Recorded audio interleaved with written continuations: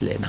जयराम जी की तुम स्कूल में पढ़ाई पढ़ते हो, हिसाब लिखते करते हो, लिखते लिखते गणित का या विज्ञान का कोई प्रयोग आप ठीक स्मृति में नहीं आता, आप अनजाने में शांत हो जाते, चट से वो हिसाब आ जाता है। अनजाने में तुम्हारा मन और बुद्धि उस सनातन चेतना में डूबता है, मार्गदर्शन मिल जाता है।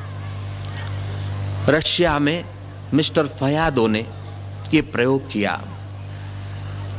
मन आदमी का एकाग्र होता है तो उसके मन में कितनी शक्ति होती है। मॉस्को में बैठकर 1000 माइल दूर अपने मित्रों को भेजा और फयादो ने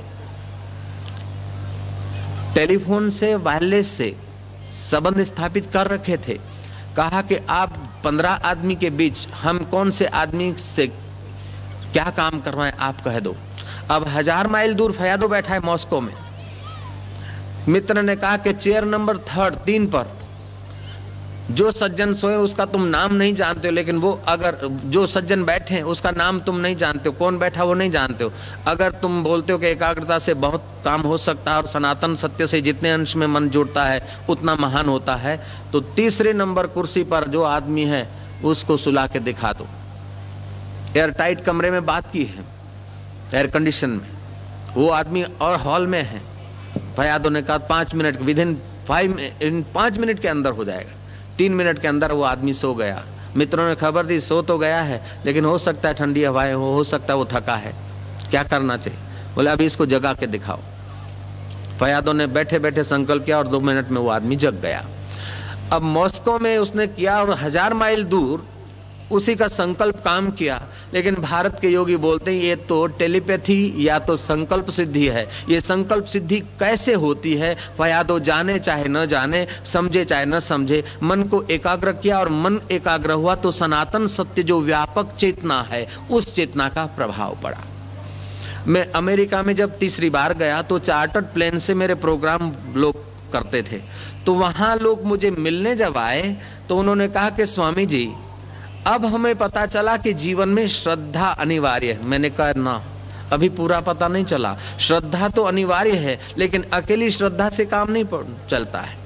श्रद्धा तो मंदिरों में है, मस्जिदों में है, गिरजाघर में है और जगहों पर है, फिर भी लोग उलझते रहते हैं, जुलसते रहते हैं। उसका कारण है कि श्रद्धा के साथ उस सनातन अमृत का स्वाद होना चाहिए, श्रद्धा के साथ तत्परता होनी चाहिए, श्रद्धा के साथ इंद्रिय संयम होना चाहिए। अर्जुन में श्रद्धा थी, भगवान कृष्ण को साथ लिए हुए युद्ध के मैदान में रथ पर खड़ा है, फिर भी अर्जुन विषाद योग में पड़ा है। भगवान ने अर्जुन को श्रद्धा के साथ, श्रद्धावान लभते ज्ञानम तत्पर संयते इंद्रिय, श्रद्धावान उस ज्ञान को, सनातन सत्य के ज्ञान को पा सकता है, लेकिन तत्परता होनी चाहिए, इंद्रिय संयम होना चाहिए। जीवन में अगर ये 3 बातें आ जाए तो छोटे से छोटा आदमी उस महान परमात्मा के साथ, सनातन चैतन्य ईश्वर के साथ तालमेल कर सकता है।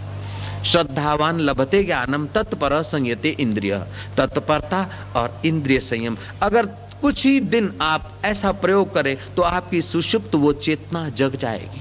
फिर आपके द्वारा न सुने देखे हुए ऐसे गीत, ऐसे श्लोक और ऐसे आसन और ऐसी क्रियाएं और मुद्राएं होने लगेगी।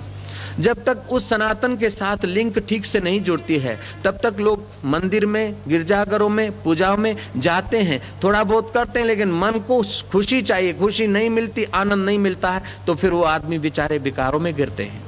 थोड़ा सा प्रयोग करके जब निर्विकारी सुख मिलता है तो विकारों का आदमी उपयोग करता है। बेटे को जन्म देना पाप नहीं है, लेकिन काम विकार से प्रेरित होकर पलटन लंबी चौड़ी कर देना ये तो देश के लिए, अपने शरीर के लिए, समाज के लिए हानि है।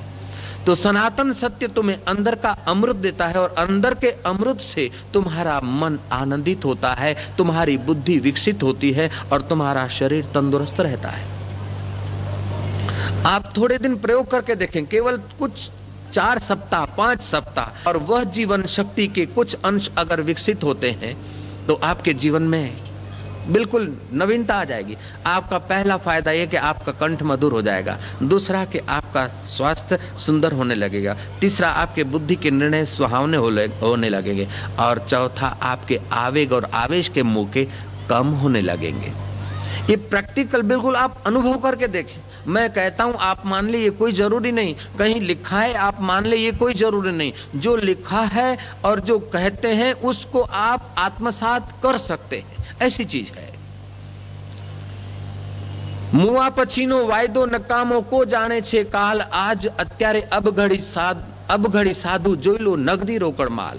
नरेंद्र खूब दार्शनिक थे, इधर उधर घूमे, लेकिन कोई ऐसे फकीर मिले नहीं। जब रामकृष्ण मिले तो रामकृष्ण ले गए नरेंद्र को कमरे में, और रामकृष्ण ने देखा कि इस वक्त उनका मन कौन से केंद्र में होता है।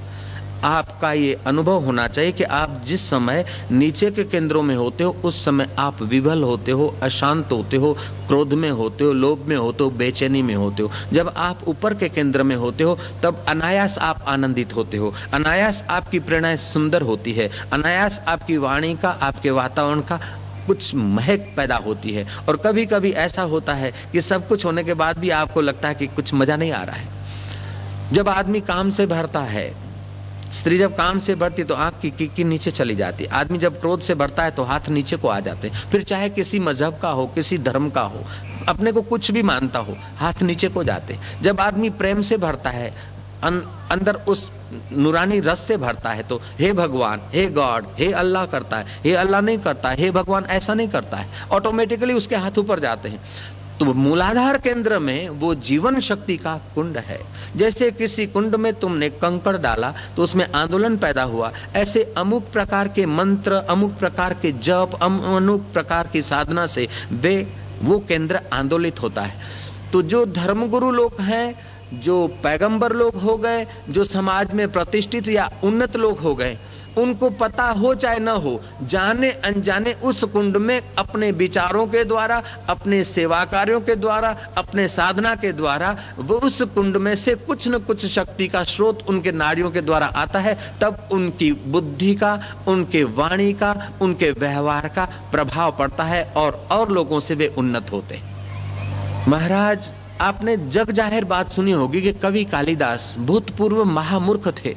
जिस डाल पर खड़े थे उस डाल को काटते थे, और ब्राह्मणों ने विद्योत्मा के साथ उसकी धोखे से शादी करा दी।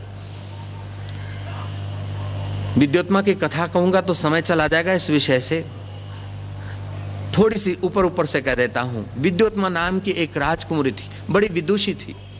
उसने घोषणा की कि मेरे को जो शास्त्रार्थ में हरा लेगा, ऐसे बुद्धिमान को मैं वैजंती माला पहराऊंगी। पंडितों के पुत्र और राजकुमार सब नामोशिवरी हार खा के चले गए।